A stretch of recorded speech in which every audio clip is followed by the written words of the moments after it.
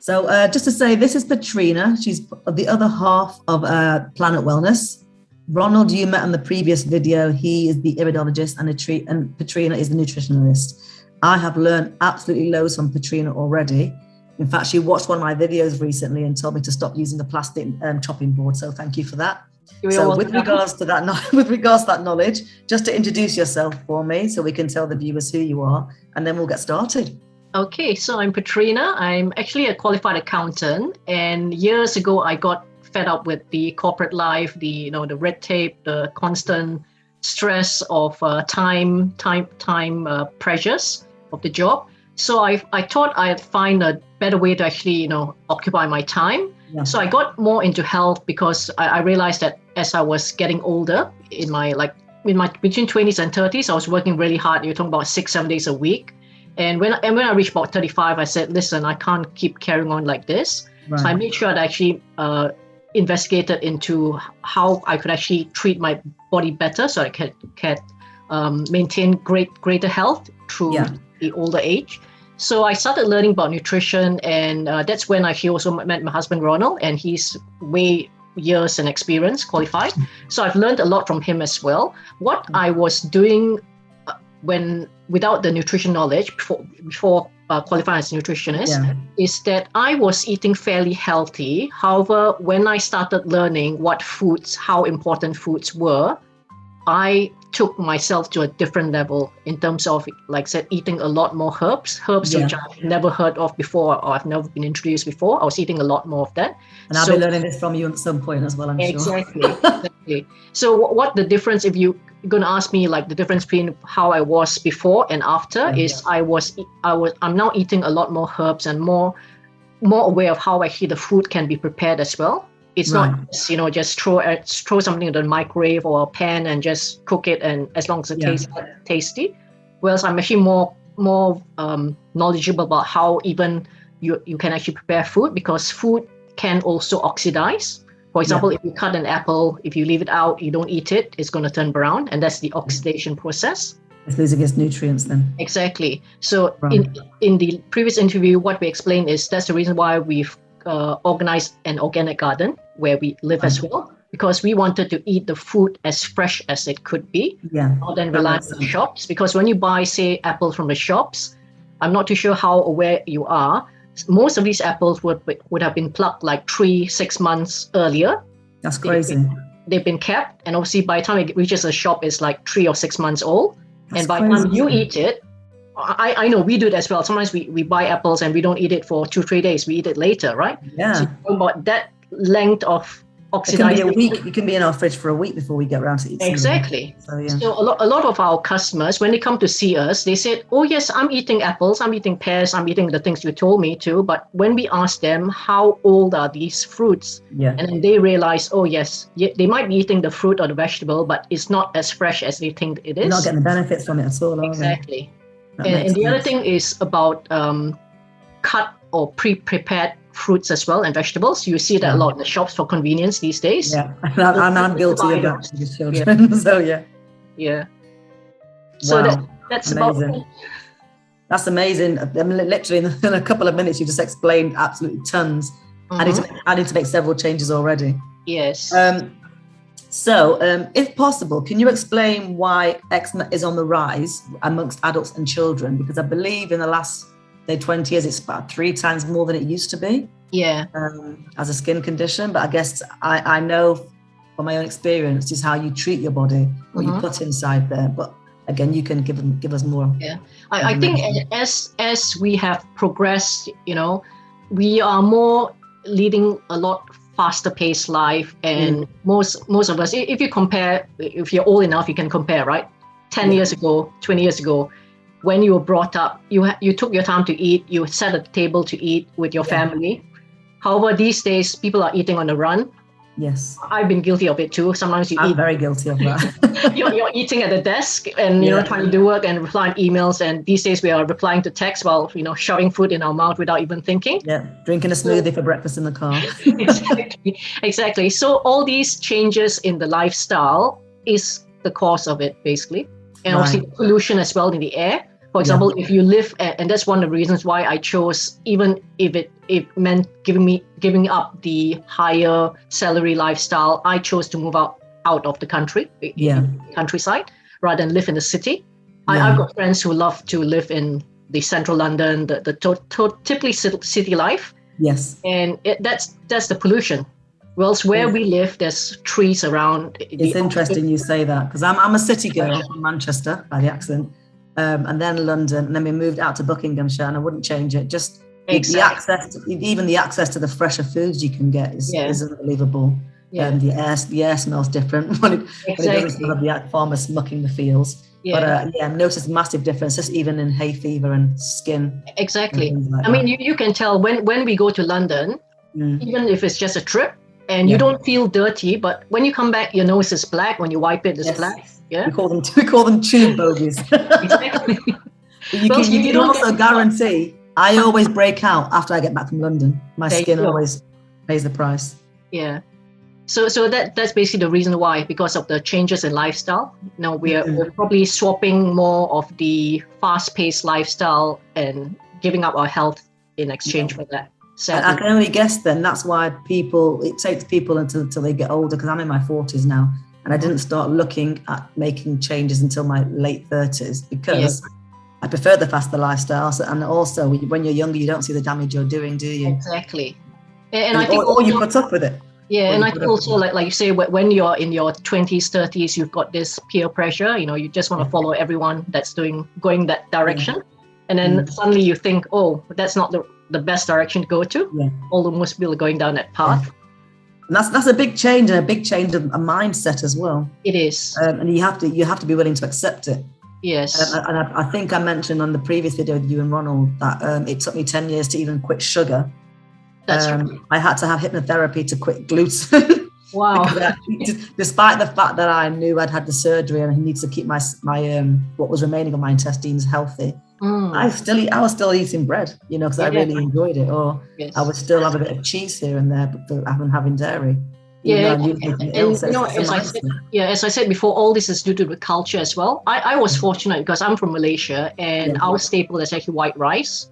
Yeah. Obviously, at that time, I didn't know that was the worst thing you could eat, but because my family was giving it to me, I didn't have a choice. I did not know rice was a bad thing. Pardon? I thought rice was a good thing. Yeah, rice is good. However, it's not the white rice that most people are accustomed to.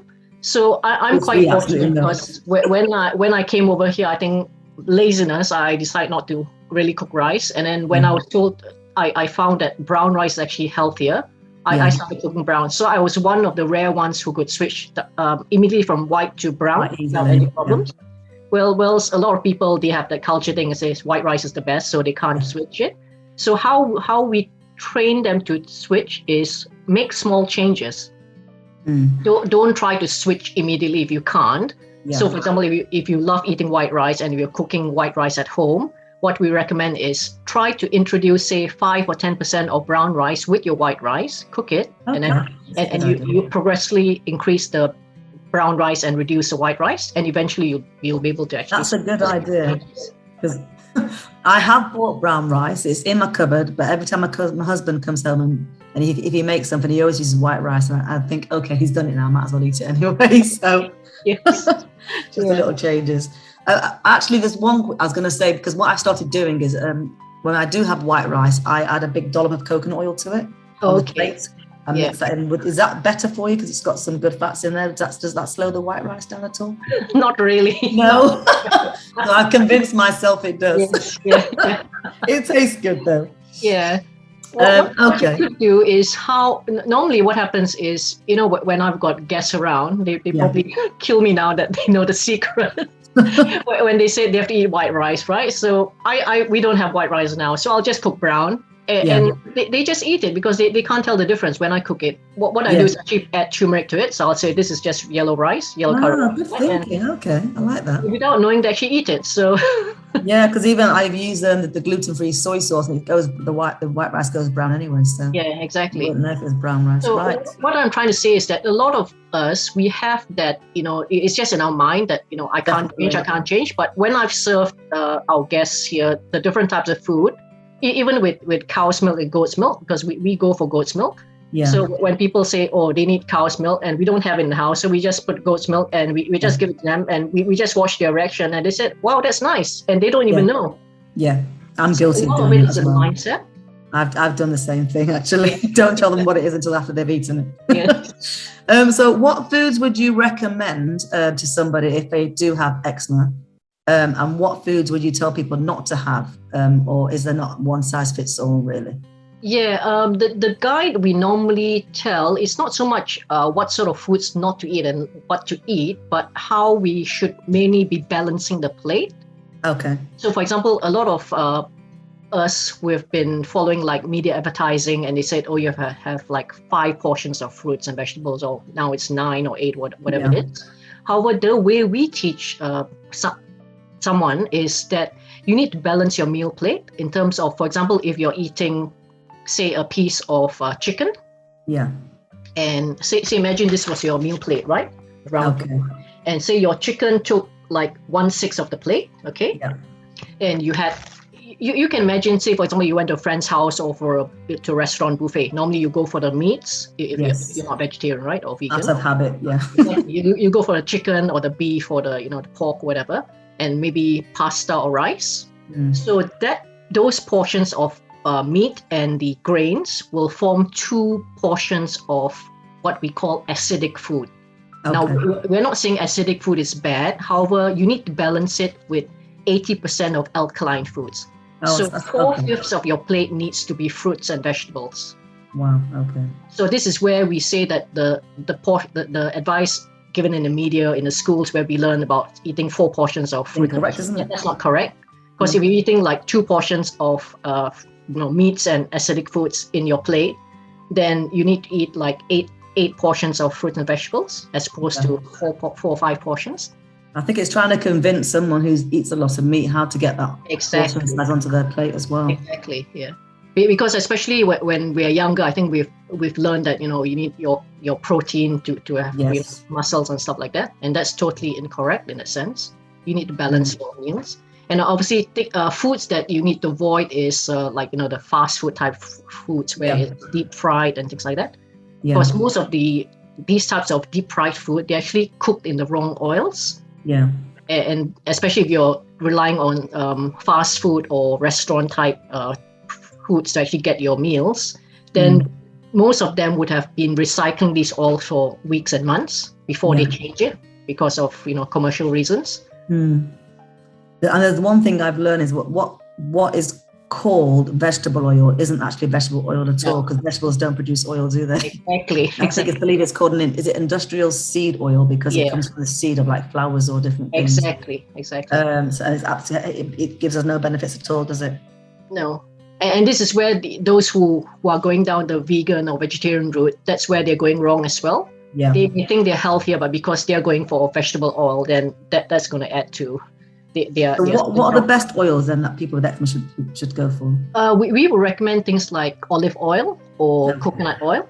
Yeah. Or something called grapeseed, GRAPE seed oil. Okay. Yeah. I see. I've come across grapeseed before and I've used it on my skin, but I didn't realize you could cook with it as well. Yeah, you can cook with it. With coconut and grapeseed oil, you can actually cook it in high heat. However, with the olive oil, you need to be careful. You can't have it like when the pan is like smoking, or smoking. That's too high because it actually destroys the oil itself. And does the actual grapeseed oil come from grape seeds? Yes, grape seeds. Yeah. Ah, interesting. So it's from fruits. Yeah. Ah, okay, fantastic. Yes, with the olive oil, you need to ensure that the temperature of the pot is never going beyond a certain temperature, where like the oil is actually producing smoke, then that's too high. Yeah. You also mentioned before that there's different methods of cooking which actually make the fruit or whatever it is or vegetables maintain their levels of nutrients. Yes. So the studies that have found that if your temperature goes beyond 86 degrees Celsius, that will destroy most of the minerals. Right. So for example, if you're boiling your vegetables, I'm sure if you boil your vegetables, right? When you boil, say, like carrots, it ends up in the water, doesn't it? The color ends up in the water, and the color actually refers to the vitamins that's in the water itself. So it's better to steam, is it? To steam as well, not so depends, because if you imagine if you're boiling the water and you happen to accidentally pour some water on your skin, that will hurt, right? Yes. However, if you actually put your hand in steam, hot steam, that will actually even hurt more, because the steam, you're talking about 200 to 400 degrees Celsius. Oh, okay. Most water is like 100 degrees Celsius, right? So that's the difference. Water. Exactly. Oh, So, wow. so the trick for steaming, most people, what they do is they put the vegetables or whatever you want to steam in the steamer, and they bring the water to boil and cook at the same time. What we do is we actually make sure the water in the steamer is actually boiling first before we put the vegetables in that steamer section. Yeah. And we would only steam it for maximum maybe 5 minutes. I do it for less. I do it for like 3 minutes. Okay. If you're doing for like 5 minutes, you need to really, when you turn off the heat from the stove, you actually need to lift the lid so that the food doesn't cook more. Okay. So you got to pretty much time it exact. Yeah. For me, what I do is I'll steam it for like maximum 3 minutes. I'm talking about, so put the water in the steamer, make sure it's boiling. Only then you put the vegetables or the food in your steamer section. Okay. I would steam it for maybe 3 minutes, and I normally leave the lid on. But if I know that it's cooked for more than 3 minutes, I'll actually remove the lid immediately so that it doesn't keep cooking. Right. Good to know. Thank you. Yeah. So I've done a little bit of research through the years, and it does say that the Mediterranean diet is better for people with eczema. Yes. This is because, I'm sure you're going to enlighten me now. Yeah. So the Mediterranean diet, they eat more like, fish, olives, things like that, and a lot of fresh vegetables. So that is a lot healthier. Now, when you talk about fish as well, we recommend the smaller fish like sardines, sardines and anchovies, those are smaller fish. Yeah. Because the larger fish, they are more likely to be polluted with chemicals and all that. Yeah. So, yeah. Whereas if you look at the Western diet, you're talking about pork chops, steaks. Too much meat is what you're trying to say. Yeah, exactly. I'm trying to move away. But even again, just by doing a bit of investigating, it was saying to have fish no more than twice a week because of the pollution levels in the seas and things. Yeah, well, this is what I'm saying. We actually go for the smaller fish like sardines. Yes. So how often would you eat fish in the week then, for example? We would eat like three times a week. 2 or 3 times a week. Yeah, exactly. Okay. Then also just looking at, again, with regards to the kind of foods you should or shouldn't be eating, what kind of foods would you suggest to help decrease inflammation in the gut or the actual body to help with eczema again? It's really going to be a lot of fruits and vegetables. More fruits and vegetables. When we talk about our recommendation of 4/5 of the plate being fruits and vegetables, and 1/5 being meats or grains. Yeah. If you were unwell, we would really even increase it to like 90% of the plate. Right. Yeah. Obviously, don't eat fruits and vegetables together with your main meal. Have your vegetables and the fruits you can have it later or before. Yeah. But make sure it's like at least 80 or 90%. So why is that then with the fruits and vegetables at different times? It's made differently. And what the other thing which we teach people is, if you observe, say, like the American style of way of eating, or even in some restaurants, normally they will serve the salad first, right? Yes. If you went to a restaurant, they'll serve the salad first, and then your main course comes later, right? Yeah. What we recommend is actually eat your main course first before you eat the vegetables or the fruits. The reason why is because there's a limit of how much acid we have in the stomach each time to digest the food, the hydrochloric acid. So if you're eating your vegetables first or your fruits first, the fruits will actually go into the stomach and actually use up the acid that's meant to be helping to digest the meats. Right. This is where when you eat your fruits and vegetables first, and then you eat the meat will be below the, it's like first in, first out. That's interesting. Yeah. So I thought it was the other way around. Yeah. And the meat is there, and the meat will be stuck because the vegetables are being digested first. Yeah. And by the time the meat comes into our body, the stomach acid would have been used up. And this is where people suffer from a lot of indigestion. Which I do, yes. Exactly. I used to, since I've done better with my actual diet. So you're saying to eat the meat first, so the body can digest it. Eat the protein first, to actually digest. And then in the same meal, then you can have the vegetables second. Exactly. Okay, just with regards to your own plate, what would your plate look like on any given day? We eat a variety of food. I don't really have like any fix, I don't have a specific meal that I eat, regularly. Yeah. So my daily meal plate would be as I've explained it. I may cook, say, a rice, like brown rice, and I might have fish or chicken, or sometimes I do eat meat as well. I do eat meat. Yeah. Okay. But I am very mindful that if I'm having, like I said, pasta or spaghetti or rice or fish or anything like that, I make sure the balance of it needs to be vegetables and fruits. So what kind of vegetables would you have for example yesterday? I tell you, I'm quite good in the sense that if you gave me like a whole bulb of broccoli, I could eat it all. The whole thing? The whole thing, I could eat it, yeah. That's impressive. Yeah. Did you know it's difficult because obviously, and obviously I'll have fish or rice as well, but I would eat most of it. So for example, are you trying to have a variation of vegetables on that plate, or just? Yeah, I mean you could as well. Yeah, I'm talking about just an extreme. I would finish like even 3/4 of the whole broccoli myself. Yeah. Because even now, thinking about what I'm going to make for the kids' meal today, I know I'm going to stick probably tomatoes, asparagus, avocado, and broccoli on the plate. Yeah, but that's only four. That's only four. Sorry. Yeah, a variety anyway. So obviously the colors. Yeah. But that's only 4 different vegetables. But as long as I do a large amount, that should be okay. Exactly. Yeah. Just to give you an example, yesterday I had some noodles. I just cooked some noodles for evening. So I added asparagus. I've added tomatoes. I've added celery, and it was courgettes as well. So I had 4 vegetables in my noodles. Yeah. And I guess then, as another example, in the morning, mine and my children's breakfast yesterday was porridge, gluten organic oats, and that had chia seeds, flax seeds in there. Yeah. And we seeds are good as well. Yeah. Seeds are good as well. Now, I normally just soak our porridge overnight with the chia and flax seeds, but I was again having done some investigation. I've learned that I'm supposed to grind them first to be absorb better, or is it okay because I'm soaking them? It's okay if you're soaking them. What we do is we soak it overnight as well. When we can. And what you need to do is with the oats, this is where again the balancing of the meal plate comes along, because with the oats you need to add fruits with it as well. So fruit. We do have banana, but that's probably it in the morning. Yeah, but you could add banana, you could add like berries to it, or even or if you don't want to eat the oats with the berries, you can always eat fruit later afterwards. Okay. Pears or stuff like that. Got you. That's good to know. And then again, I actually put turmeric, cinnamon, and there's another one. Turmeric and cinnamon in the actual porridge as well. Yep, sounds good. And but then we have the local honey as an example. Yes. Yeah. We don't get the shop bought like honey off the shelf anymore. I haven't done that for years. So that way we know that the honey hasn't been heated to a high heat. Exactly. Be careful with the honey. Years ago, we felt, Ronald actually bought it and I spotted it later, sadly after.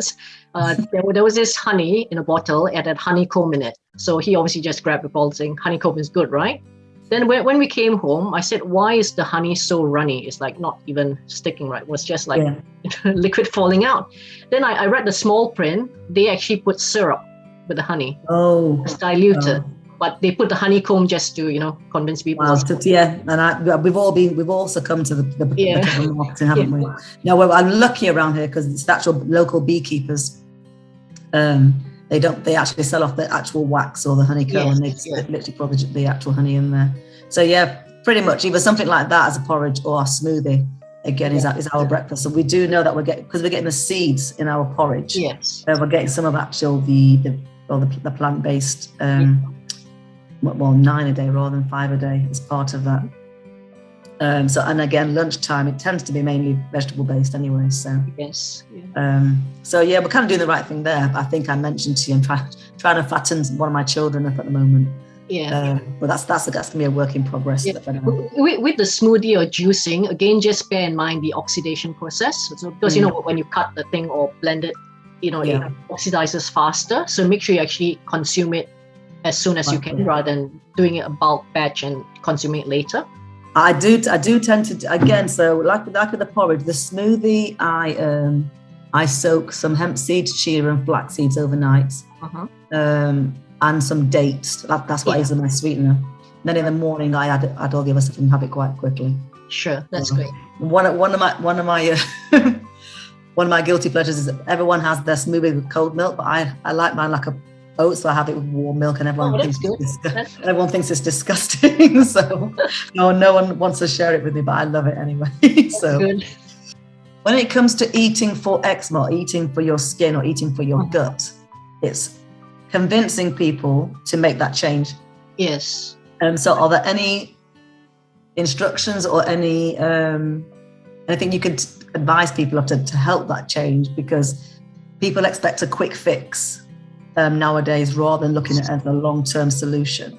Yeah. So is there anything you can suggest with regards to making that change? Well, we always say make changes progressively and slowly if you need to, rather than try to take a big jump. If you imagine like a flight of stairs, you don't try to get to the top with just a jump, right? You take the steps, right? That's the same with the changes as well. So what we recommend is sometimes when we travel, we observe that, like in a few weeks' time, we're going for a course, right? What we've observed is that a lot of people, they'll go to the course and they'll buy the food from outside. Yeah. If you could buy better food and bring it along with you if it's practical. For example, when we travel, especially in the car or even by train, we would pack things that are finger-sized foods that is convenient to eat, like maybe grapes or nuts and seeds, if you're not allergic to it. So those sorts of foods, or even bring like an apple or pear. Then that will actually prevent you from going for the snacks, the unhealthier snacks, especially when you're traveling, because it's so tempting to grab that packet of crisps or the chocolate bar or something like that. Right? Tell me about it. Exactly. I guess it's about putting thought into it then before you go off and stuff like that. Yeah. I mean, you're not wrong, actually. We're not totally against chocolate, but if you have the chance, go to the shop before you travel to buy the healthier ones rather than just on the convenience. Because when you're traveling, sometimes there's no limited choice. So you're going to be going for the worst choices. No, it's interesting because even last week we were traveling to Cornwall. Yeah. And we stopped off at the service station. My family got themselves a breakfast, and I just sat there and said, nope, I'm not eating it. I'm going to do my best. I'm only going to eat what I brought with me. But they all paid the price later because they had stomach ache and stuff. So. Exactly. And as usual, my son's eczema kicked off a little bit. So. I made the right choice. Yeah. I gave them that option anyway, because the other thing I do find with my son is his eczema is massively linked to his gut issues. Exactly. So when he has gut problems, he tends to have eczema as well. Mm-hmm. So at the moment, his eczema has calmed down, but he still has a few gut issues. Yeah. And what I found is, whereas I know sugar is definitely a trigger for him, and cow or goat or sheep milk is also a trigger. When he's going through the motions of having gut problems, anything else can trigger it as well. So he has to keep away from eggs at the moment. Okay. And he has to keep away from things that are too much gluten as well. So I've massively reduced how much gluten he has. And he only has at the moment probably eggs on a Sunday. Okay. And then I said, once your stomach is sorted, you can go back to having those things that you enjoy, but obviously no milk and no sugar. Yeah. But what I don't understand is, why does that happen? Why is it that certain foods only cause you problems when you have gut issues that are being triggered by something else? Well, we discussed that it's important to have proper bowel movement regularly. And when we say regularly, it's daily. So the way we explain it is, imagine you've had 3 meals a day, breakfast, lunch, and dinner, for example, obviously snacks in between, right? Yeah. And if you only have, like, say, 1 bowel movement during the day, that also could not be enough, because you're talking about 3 items going into your body, 3 sets of meals, and only 1 coming out. Yeah. So can you imagine if you were in a tunnel, you had 3 cars going in and 1 car coming out. Yeah. We've done the maths that by the end of day 3, you'd have 6 meals in your body. Wow. You may be slim, you may look fit, but you've got rubbish in your body. Yeah. And this is where the body is naturally trying to expel the toxins. Yeah. And that's where the skin, because it's our largest organ, it actually expels it there. So the gut is already irritated, isn't it? It's a bit like your kitchen sink or pipe, right? When you first got the pipe or the sink is brand new, right? But over the months or years, when you've washed, although the water is still going down, if you ever cut the pipe in your kitchen sink or the used pipe, you'll see there's a lot of rubbish inside. And it's a bit like our intestines as well. We may not see it, but there's a lot of gunk in the chambers itself. Yeah. So this is where the proper expellation of the the waste needs to happen every day. Got you. That makes sense. Brilliant. Oh, Petrina, thank you. You're welcome. As I expected, you have been a wealth of knowledge, so I appreciate that. Yeah. And even though this is our first video, I'm sure there's going to be lots more to come as well. Definitely. So yeah, thank you so much. I really appreciate that. Okay, you're welcome, Alison.